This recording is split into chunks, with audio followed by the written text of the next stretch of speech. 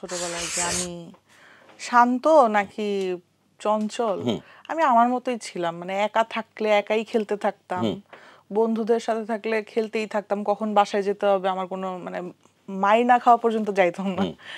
তো আমি ছোটবেলা থেকেই অনেক বেশি এক্সট্রোভার্ট ছিলাম। আমার ভালো লাগা খারাপ লাগা এগুলো নিয়ে আমি কথা বলতাম অনেক। আচ্ছা, প্রকাশ করতে? হ্যাঁ, প্রকাশ করতে পছন্দ করতাম, এখনো তাই। তো খুব একটা চেঞ্জ নাই। আচ্ছা, তারপরে ছোটবেলা স্কুল কলেজের গল্প একটু শুনি। স্কুলের জীবন, কলেজের বন্ধুত্ব। আমাদের বাসা ছিল ক্রিসেন্থিমামে আমি পড়তাম। 2 তলায় হচ্ছে আরবি ক্লাস, 3 তলায় গানের ক্লাস, একদম গ্রাউন্ড ফ্লোরে হচ্ছে আমাদের প্রিন্সিপালের গাড়িটা থাকতো, আর পাশে আমরা নাচের ক্লাস করতাম। ওইখানেই আর্ট শিখতাম, ওইখানেই গান বাজনা, ওইখানেই সব। মানে 6 তলায় বাসা, নিচে নেমেই হচ্ছে সব। আচ্ছা, তো ওইখান থেকে বের হওয়া হতো না খুব একটা। তারপর ক্রিসেন্থিমাম থেকে ক্লাস 4-এ যখন পড়ি তখন হচ্ছে শিফট হই উইলস লিটল ফ্লাওয়ারে, কাকরাইলে। তাই নাকি?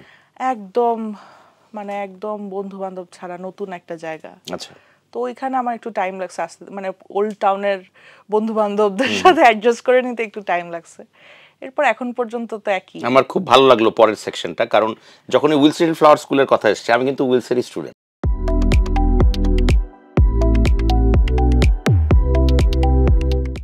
ও, আমরা দুজনেই।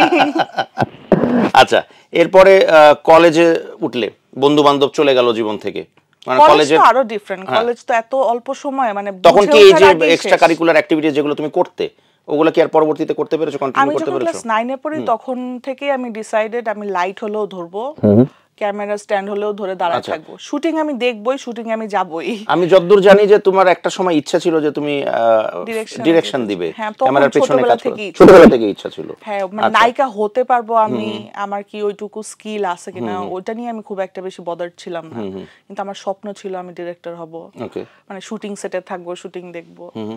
তো ওইভাবেই খুঁজতে খুঁজতে গিয়াসউদ্দিন সেলিমের সাথে পরিচয়, ওনার সেটেই কাজ করতাম। তারপর একটা কাজের মেয়ের ক্যারেক্টারও পাইছি ওখানে ক্লাস 9-এ থাকতে। তো সেখানে বেশ ভালোই, সুন্দরী কাজের মেয়ে। হ্যাঁ, কাজের মেয়ে অ্যাক্টিং, মানে ক্লাস 9-এ পড়ি তখন আমি।